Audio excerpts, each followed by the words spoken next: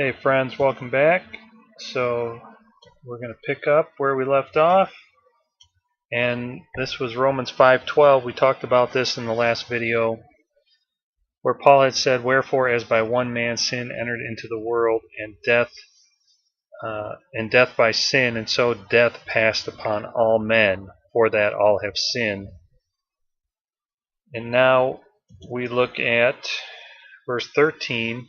It says, "For until the law, sin was in the world, but sin is not imputed when there is no law." So you see this phrase, "for until the law." And this verse, with the following verses to the 17th, Romans 5:17, is usually regarded as a parenthesis. We've mentioned. The law here evidently means the law given by Moses, or until the commencement of that administration or state of things under the law. To see the reason why he referred to this period between Adam and the law, we should recall the design of the apostle, which is to show the exceeding grace of God in the gospel, abounding and superabounding as a complete remedy for all the evils introduced by sin. Albert goes on, "For this purpose he introduces three leading conditions or states where people sinned and where the effects of sin were seen, in regard to each and all of which the grace of the gospel superabounded." So he divides it up into three leading conditions where people have sinned. The first was that of Adam, with its attendant train of ills, or the train of ills that go along with Adam's sin, that we've seen in Romans 5:12, right, where it said, "Wherefore as by one man sinned, as by one man sin entered the world, and death by sin, and so death passed upon all men, for that all have sinned." So the train of ill effects that came into the world, we mentioned this in the last video, a seemingly opening of Pandora's box, where the knowledge of sin, the knowledge of evil, entered into the world, and now plagued man with a heavy influence to rebel against God. It influenced their mind, it influenced their decision making, and was readily available. Okay, so one of the first leading conditions, Albert is saying, of sin, where the leading conditions or states where people sinned and where the effects of sin were seen, the first was that of Adam and its attendant train of the ills in Romans 5:12, which ills were all met by the death of Christ. So we see this in Romans 5:15 through 18. So the death of Christ met all of these ills, and I won't go into that at the moment. But the second period or condition was that long interval in which man had only the light of nature, and that period occurred between Adam and Moses, which is mentioned in our textual verse in verse 13, or I should say in 14. It's coming up in 14, and we'll get to it in just a minute. This was a fair representation of the condition of the world without revelation and without law. So why don't we go into that right now? So Romans 5:14, where he says, "Nevertheless death reigned from Adam to Moses, even over them that had not sinned, after the similitude of Adam's transgression, who is the figure of him that was to come." Yeah. So sin then reigned. It reigned as a king would reign. It reigned everywhere where there was no law. But the grace of the gospel abounded over the evils of this state of man. So the third was under the law, which is in Romans 5:20. So Romans 5:20, it says, "Moreover, the law entered that the offense might abound, but where sin abounded, grace did much more abound." Okay, so this third was under the grace. This third was under the law, as we see this in Romans 5:20, and the law entered and sin was increased. We see here, it says, "Moreover, the law entered that the offense or sin might abound." So the law entered and sin was increased and its evils abounded. But again, the gospel of Christ abounded over even this, and grace triumphantly reigned, so that the plan of justification met all the evils of sin and was adapted to remove them. Sin and its consequences is flowing from Adam. Sin and its consequences when there was no written revelation, and sin and its consequences under the light and terrors of the law. So let's go back to our textual verse here. So we looked at these three things, and we're back in verse 13. And it says that sin was in the world, which basically means that people sinned. They did what was evil. They rebelled against God. They rebelled against their conscience. But it goes on to say, but sin is not imputed. Now this is an interesting phrase. Sin is not imputed. And, when there is no law. And we see here, it just means that it's not charged against people, or they are not held guilty of it where there is no law. This is a self-evident proposition, for sin is a violation of law. And if there is no law, there can be no wrong. Assuming this is a self-evident proposition, the connection is that there must have been a law of some kind, a law written on their hearts, since sin was in the world and people could not be charged with sin or treated as sinners unless there was some law. And that's a great point, that if there is no law, then people can't be charged as lawbreakers. So there must have been something charging them as a lawbreaker. That sin was, they were guilty of sin, but the law of what? The law of Moses hadn't been given. It was the law of conscience. The law is written in their hearts that God had written there. So, let's see here. Let's go back. The passage here states a great and important principle, that people will not be held to be guilty unless there is a law which binds them, of which they are apprised, and which they voluntarily transgress. So we can also look here at a verse in Romans 4:15, and I'll just briefly state it here. Let's bring it up. Where this is similar, because the law worketh wrath, for where no law is, there is no transgression. So this speaks to that point. Where no law is, there is no transgression. And this is what we're seeing here, where sin is not imputed when there is no law. So this verse, therefore, meets an objection that might be stated or started from what has been said in Romans 4:15. So, Romans 4:15 we saw this verse already stated that because the law worketh wrath, for where no law is, there is no transgression. So this is just a carry-on verse, an add-on to the thought, a continuation of the thought of that the apostle had affirmed that this is his affirmation, that where no law is, there is no transgression. He here stated that all were sinners. It might be objected that as during this long period of time they had no law, they could not be sinners. So people could object that, well, Moses was given the law. Well, what about the people who lived between Adam and Moses? Why are they guilty of sin?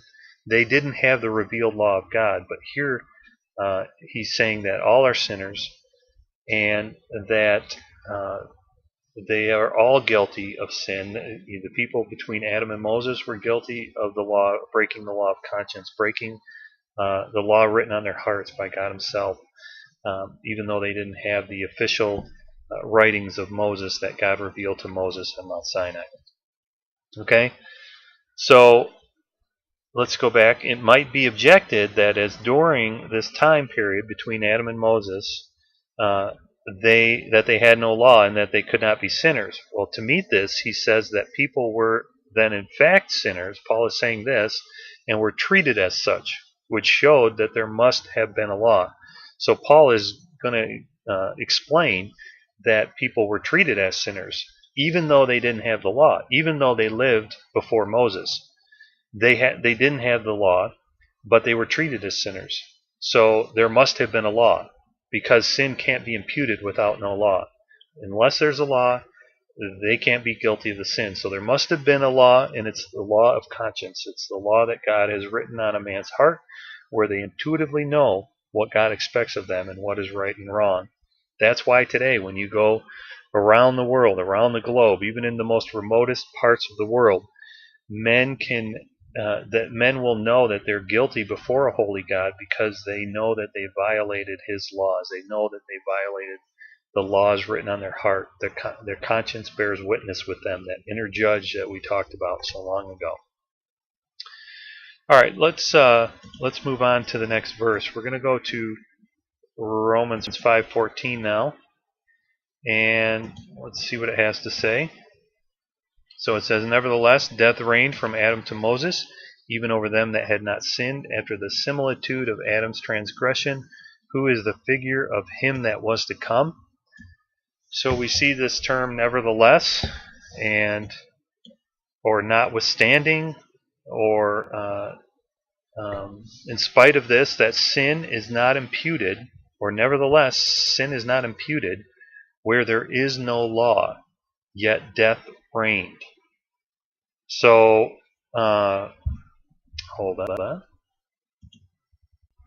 So yeah, in spite of this, sin is not imputed where there is no law, yet death reigns. So there must have been sin, there must have been some imputation. So let's go on. Death reigned, which means people still died. They were under the dominion of death. So when you talk about the term of reigning, it's as though it's a king. It's as though it's a dictator, and he's ruling and reigning over people's lives. So people died. They were under the dominion of death and its various melancholy influences. The expression "death reigned" is one that is very striking. It is a representation of death as a monarch, having dominion over all that period and over all those generations. Under his dark and withering reign, people sank down to the grave. We have a similar expression when we represent death as the king of terrors. It is a striking and affecting personification for. So let's go through a number of these. His reign is absolute, speaking of death. He strikes down whom he pleases and when he pleases. Number 2, there is no escape. All must bow to his scepter and be humbled beneath his hand, speaking as death as a monarch, as a king. 3, it is universal. Old and young alike are the subjects of his gloomy empire. Number 4, it would be an eternal reign if it were not for the gospel. So there's no foreseeable conclusion to death, but we as Christians, we know that death is going to be swallowed up. Oh, death, where is your sting? Oh, grave, where is your victory? That when Jesus Christ returns, and if you're in him, if you're part of his beloved, if you're part of the bride of Christ, that we who are alive and remain are going to be raptured up to meet him in the air. We're going to be caught up together with those who have died before, and so will we ever be together with the Lord. And that will be an eternal unification of God's children, God's bride of Christ. The marriage supper of the Lamb will take place. His Son will be united with his bride, and the bride is the church, his church, whom he paid for with his blood. So death will eventually be defeated, and it will be done away with, but we will not go into that at the moment. So speaking of death as a monarch, it would shed unmitigated woes upon the earth, or unstoppable woes upon the earth, unrelenting. And the silent tread of this terrific king would produce only desolation and tears forever. So it's a terrible monarch, it's a terrible king, and the world universally, and speaking of the people universally, humankind universally, are under its dominion. So let's continue on with this verse here. It says, from Adam to Moses. So nevertheless, death reigned from Adam to Moses. And this just means from the time when God gave one revealed law to Adam to the time when another revealed law was given to Moses. So God did reveal law to Adam, and Adam had discernment of God's expectations for righteous and holy living. In fact, he walked with God in the Garden of Eden. He knew expectations that God had and what God was like. But that was one revelation, and then the next revelation was that when Moses was given the revelation to the people, the children of Israel. So from Adam to Moses, from the time when God gave one revealed law to Adam to the time when another revealed law was given to Moses, this was a period of 2,500 years. No inconsiderable portion of the history of the world. So it's a significant portion of the history of the world. Whether people were regarded and treated as sinners then was a very material inquiry in the argument of the apostle. The fact that they died is alleged by him as full proof that they were sinners, and that sin had therefore scattered extensive and appalling woes among people. So the conclusion Paul is bringing out is that death reigned, and because death reigned, people must have been sinners. So they violated the law of conscience. So it says, even over them, or over all those generations. And the point or emphasis of the remark here is that it reigned over those that had sinned under a different economy from that of Adam. This was what rendered it so remarkable, and which showed that the withering curse of sin had been felt in all time frames since Adam. So it's over all of these generations, and from Adam, and even though they didn't have the privilege of walking in the garden as Adam did, and some of the revelation Adam did, this death is reigning over them, and that they're guilty of still breaking God's law that God has revealed to them in their hearts. So it says, after the similitude. So let's look what this means. And this just means in the same way, in like manner. The expression after the similitude is an Hebraism, denoting in like manner. Hebraism, denoting in like manner, or as.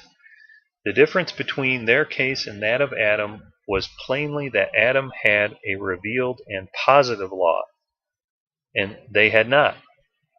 They had only the law of nature, or of tradition, the giving of law to Adam, and again to the world by Moses, were two great epochs, between which no such event had occurred. The race wandered without revelation. The difference contemplated is not that Adam was an actual sinner, and that they had sinned only by imputation. For, number one, the expression to sin by imputation is unintelligible and conveys no idea. Number two, the apostle makes no such distinction and conveys no such idea. So, in number three, his very object is different. It is to show that they were actual sinners, that they had transgressed the law, and the proof of this is that they had died. And number four, it is utterly absurd to suppose that people from the time of Adam to Moses were sinners only by imputation. All history is against this, nor is there the slightest ground of plausibility in such a supposition. So it doesn't mean that because Adam sinned, now these men and women and children were guilty of Adam's sin, or by imputation.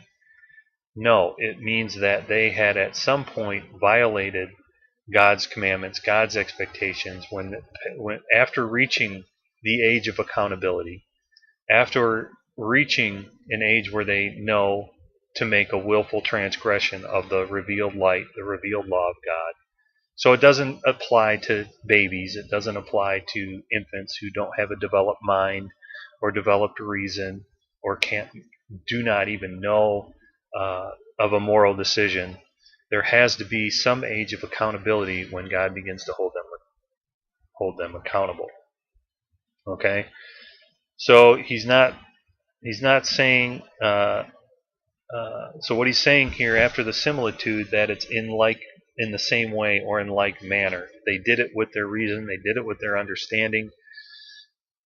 As Adam did, so did the race between Adam and Moses. Okay, so it was in the likeness, in the same manner as Adam's transgression.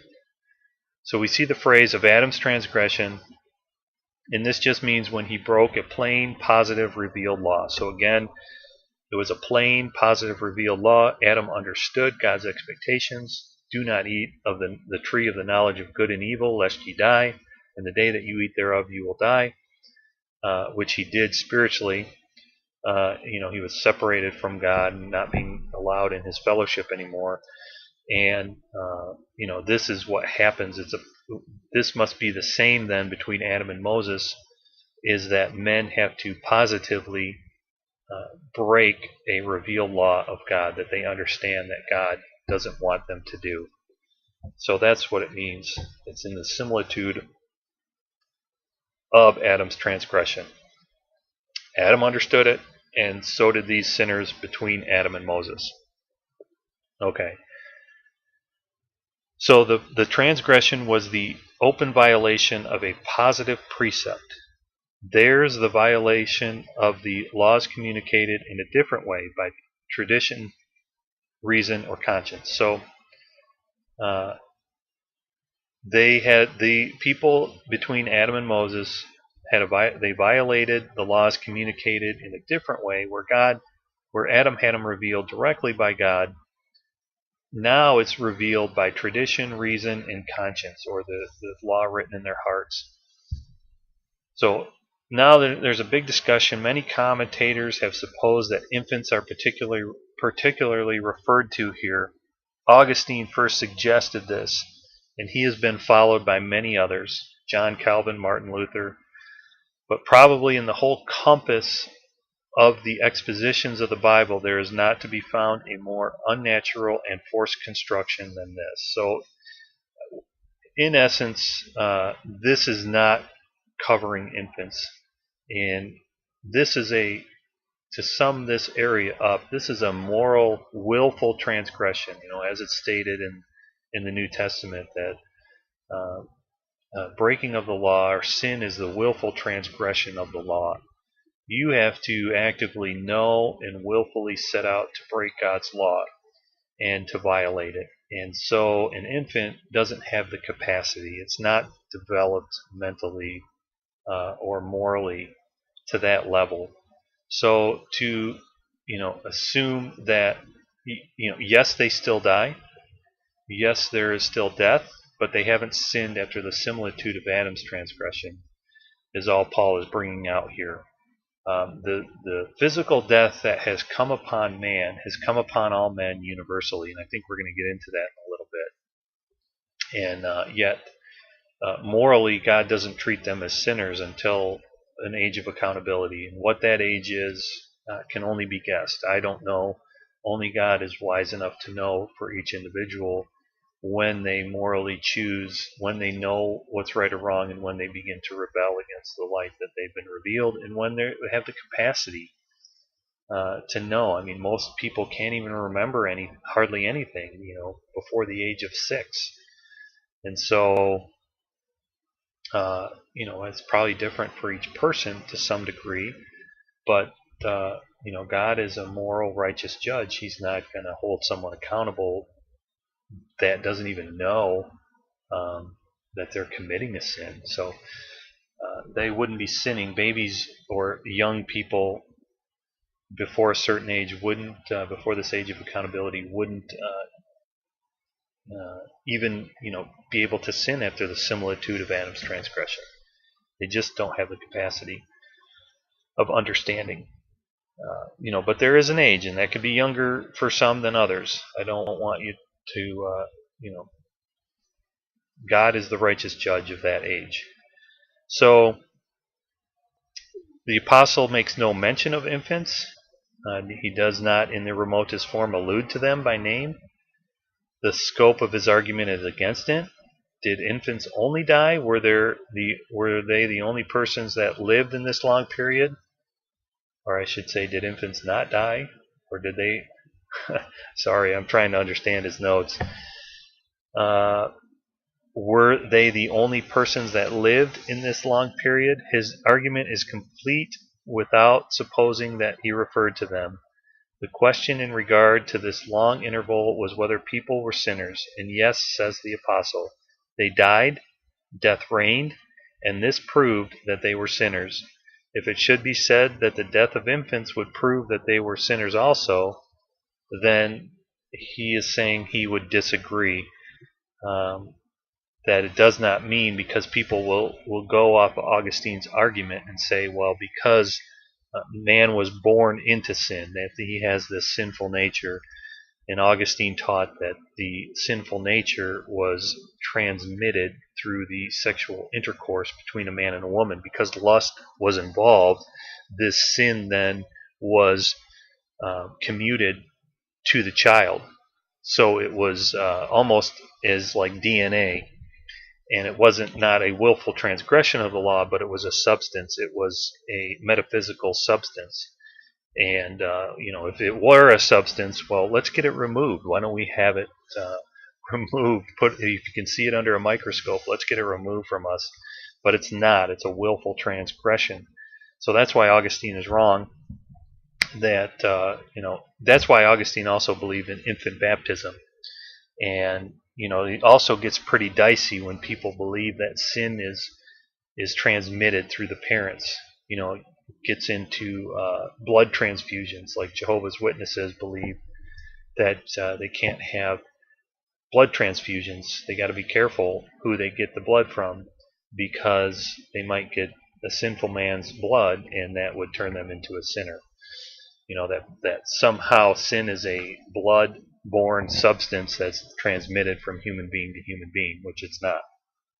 Sin is an act of your will. It's a moral choice. It's your free will, an act of your free will, a rebellion against the revealed light and truth of God. So Paul is not saying, all he's saying here in this passage of Scripture is that death reigned from Adam to Moses, even over them that had not sinned, after the similitude of Adam's transgression. So they, hold on a second.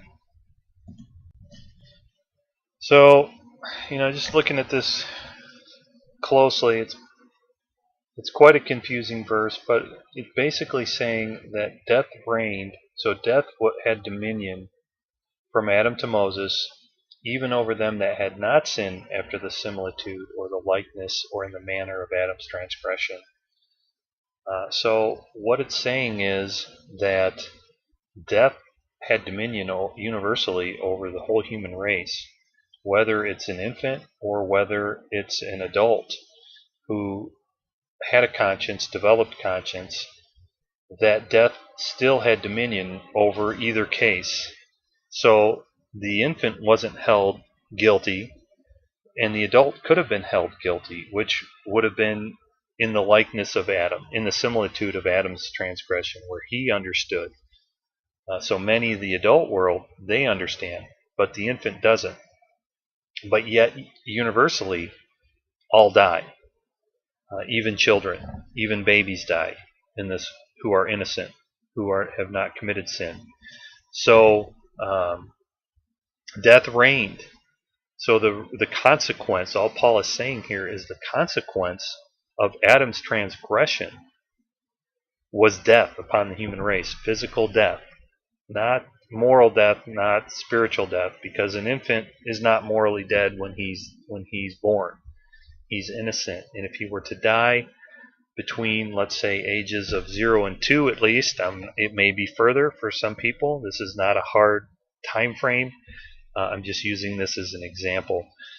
But God charges that individual to be innocent, not a sinner, and this infant would go to be with God and go to be in the presence of God because it's not a sinner. And but he still faced the consequence of death. And I talked about an example where if a man violated the laws of England back in the days of the monarchs, and the King of England uh, exiled this man to Australia, this prison island at that time, this prison continent, I should say, it's bigger than an island. Well, now the consequences of this man's sin, the consequences of this man's crime against the crown of England, the King of England, is that his family, his children, are going to be born in Australia. Now, did the children deserve to be there? No, but it's the effects of the sin of the father, and that's what Adam brought upon the human race, and that's, I think, all Paul is saying here, is that the consequences of Adam's sin was a physical death that universally happens on all men, whether you're morally innocent, as an infant would be, or whether you have sinned in the likeness of Adam's transgression, or in the manner of Adam's transgression, or in the similitude of Adam's transgression. Who, as we go to the last part of this verse, is the figure or example of him that was to come. And I've got some more to speak on this end of this verse. This who is the figure. This is a Greek word for figure, is tupos, where we get type. Who is an example, type. And the word occurs 16 times in the New Testament. So I want to show you some of these verses where this comes forth. The first being twice in John 20:25. So it's shown twice in here where it says, "The other disciples therefore said unto him, We have seen the Lord." But this is speaking of Thomas, where he says, "But he said unto them, Except I shall see in his hands the print," there it is, the tupos of the nails, "and put my finger into the print or tupos of the nails, and thrust my hand into his side, I will not believe." And this word tupos here, print, is used in the King James, is, hold on a second,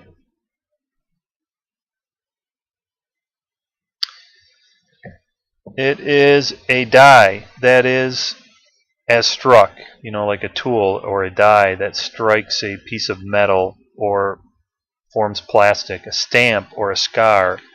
By analogy, a shape, that is a statue, style, or resemblance, specifically a sampler, type, a model, for imitation, or instance, for warning, an example, a fashion, a figure, a form, a manner, a pattern, a print. So, tupos. Let's go to the next use of it. So we're looking at Adam, who is the figure or the tupos, and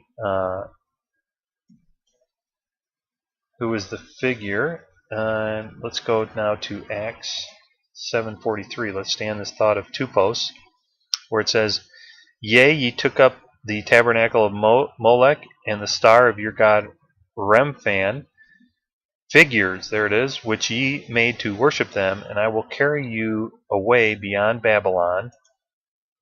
Our fathers had the tabernacle of witness in the wilderness, as he had appointed, speaking unto Moses, that he should make it according to the fashion that he had seen."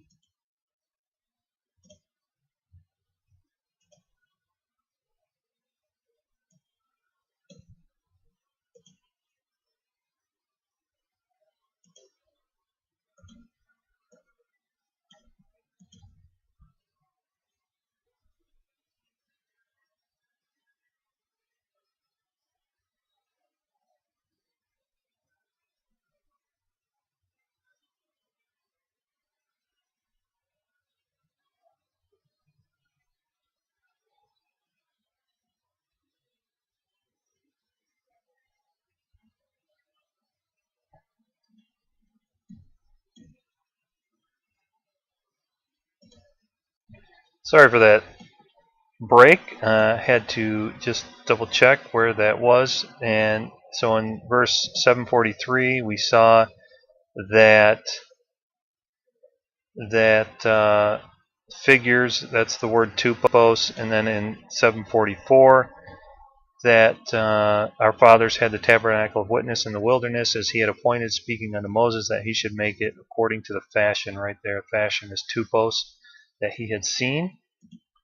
We go on to Acts 23:25, and he wrote a letter after this manner, after this tupos.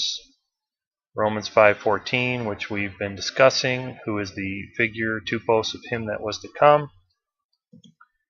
Romans 6:17, but God be thanked that ye were the servants of sin, but ye have obeyed from the heart that form of doctrine, or form right there, which was delivered you.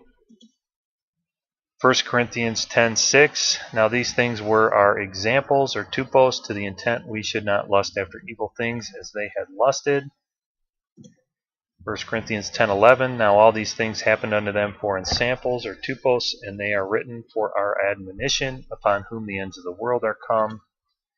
Philippians 3:17, brethren, be followers together of me, and mark them which walk so as ye have us for an ensample. There it is. 1 Thessalonians 1:7, so that ye were ensamples to all that believe in Macedonia and Achaia.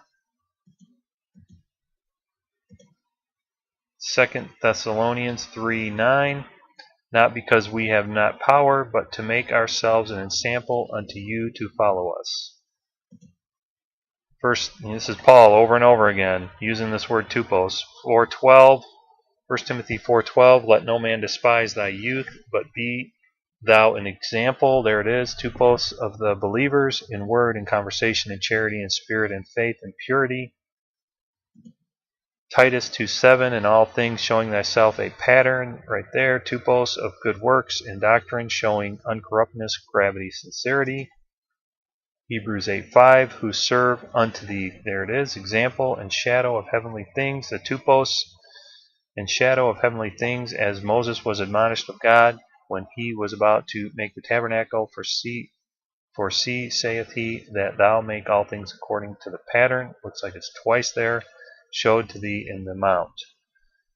1 Peter 5:3, neither as being lords over God's heritage, but being ensamples to the flock. There it is, ensamples, tupos. So, going back to John 20:25, so we know John also used it.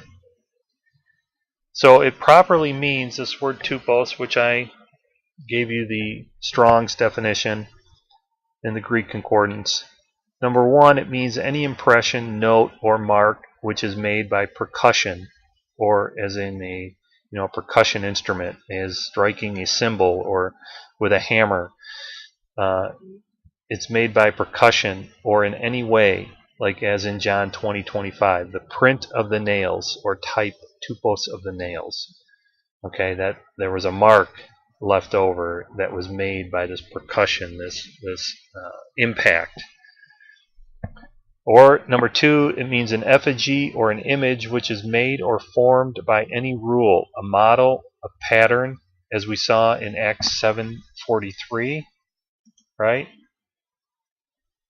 So, he's talking here about, you took the tabernacle of Moloch and the star of your god Rephaim, figures which he made to worship them. All right, so, and then we see in the adjacent, so the figures which they had made, and then we see in Acts 7:44 that he should make it, or the tabernacle, according to the fashion, or tupos, which he had seen. Again, we see this in Hebrews 8:5. Hebrews 8:5. Right, who serve unto the example and shadow of heavenly things, as Moses was admonished of God when he was about to make the altar. For see, saith he, that thou make all things according to the pattern showed thee to thee in the mount. So the pattern. Number three, this is used as a brief argument or summary, as we see in Acts 23:25. And he wrote a letter after this manner. Right, so after this brief argument or summary. Number four, it's a rule of doctrine, or a law, or a form of doctrine, as we see in Romans 6:17. But God be thanked that ye were the servants of sin, but ye have obeyed from the heart that form, that tupos of doctrine, which was delivered you. Number five, it's an example or a model to be imitated, an example of what we ought to be. And that's what we saw in Philippians 3:17. Brethren, be followers together of me, and mark them which walk so as ye have us for an example. We see it again in 1 Thessalonians 7. It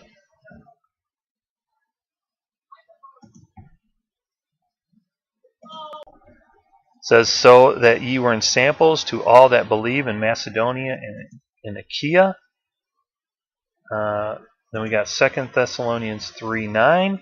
Not because we have not power, but to make ourselves an example unto you to follow us. 1 Timothy 4:12. Again, I'm repeating these. Let no man despise thy youth, but be thou an example of the believers in word and conversation and charity and spirit and faith and purity. Titus 2:7. In all things showing thyself a pattern of good works and doctrine, showing uncorruptness, gravity, sincerity. 1 Peter 5:3. Neither as being lords over God's heritage, but being examples to the flock. 1 Corinthians 10:6. Now these things are examples, to the intent we should not lust after evil things, as they had also lusted. 1 Corinthians 10:11. Now all these things happen unto them for examples, and they are written for our admonition, upon whom the ends of the world are come. So I think that is the last of it. So we're going to jump to 5:15 shortly. Let's look at this. In this place, it is evidently applied to the Messiah. The expression, let's actually go back one verse.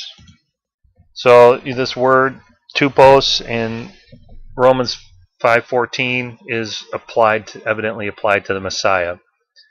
The expression he was to come is often used to denote the Messiah, and that's what we're saying at the end of this verse, that nevertheless death reigned from Adam to Moses, even over them that had not sinned after the similitude of Adam's transgression, who is the figure of him that was to come, or the Messiah. So Adam was I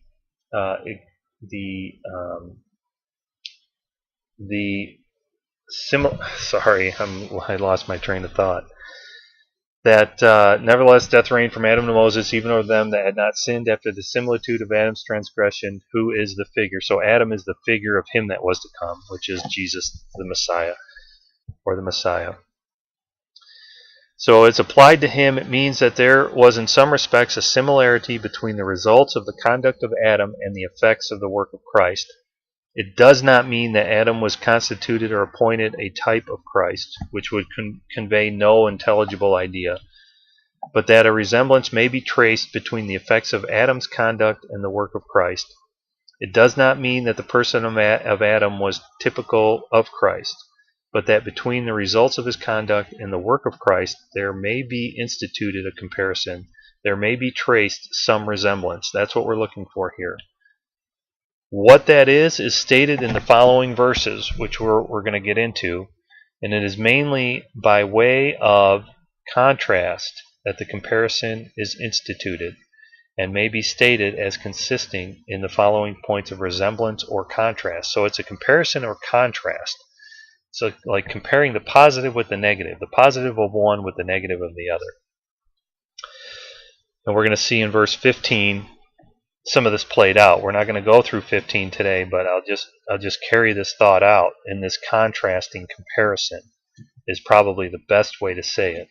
So when we go back to 15, now you get into this comparison. It says, by the crime of one many are dead, by the work of the other grace will much more abound. We see this in verse 15. You go to Romans 5:16, again this contrast. In regard to the acts of the two, in the case of Adam, one offense led on the train of woes, right? So Adam's offense brought this train, if you can think of a train with linked up cars of woes, of ill effects. Adam's offense, his one offense, brought on this whole trainload, this whole avalanche of woes or ill effects. But in the case of Christ, his work led to the remission of many offenses. In regards to the effects, death reigned by one, but life much more over the other. Okay, so remember this comparing contrast. Almost sounds like an oxymoron.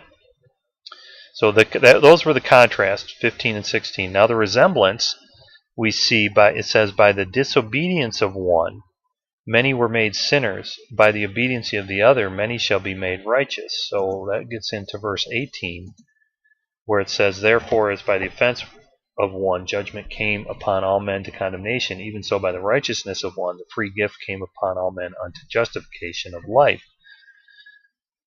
And then you go to verse 19, where it says, for as by one man's disobedience many were made sinners, so by the obedience of one shall many be made righteous. So it is clear, therefore, that the comparison which is instituted is rather by a way of antithesis or contrast than by direct resemblance. The main design is to show that greater benefits have resulted from the work of Christ than evils from the fall of Adam. Let me say that again. The main design is to show that greater benefits have resulted from the work of Jesus Christ than the evils or the works from the fall of Adam. And a comparison is also instituted between Adam and Christ in 1 Corinthians 15:22. So we're going to see this comparison. Paul uses it further. So 1 Corinthians 15:22, where he says, for as in Adam all die, even so in Christ shall all be made alive. And then again in 1 Corinthians, same chapter, 15, verse 45, and so it is written, the first man, Adam, was made a living soul. The last Adam was made a quickening spirit. So this comparing resemblance is also made by Paul in the letter to the Corinthian church. So the reason is that Adam was the first of the race. He was the fountain, the head, the father, and the consequences of that act could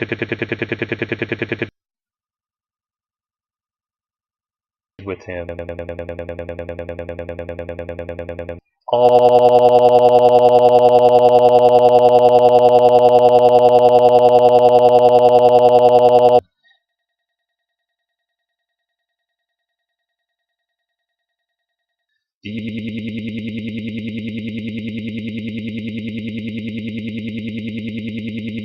was adapted.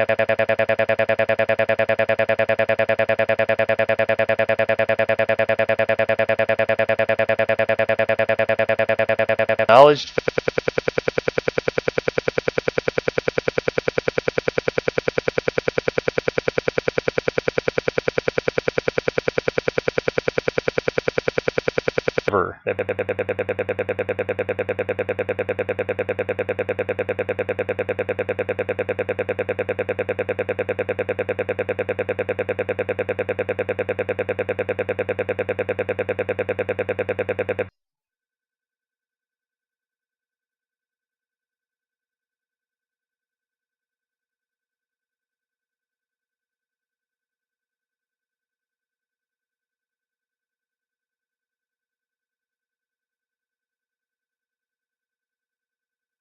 Been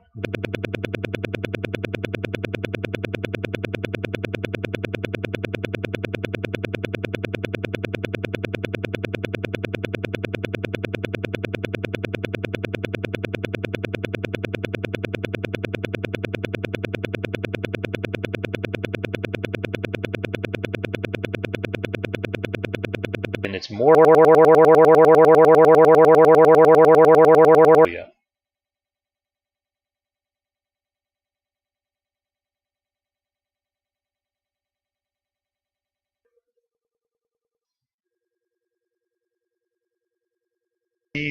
Through last Adam, Jesus Christ, there are more blessings that are achieved and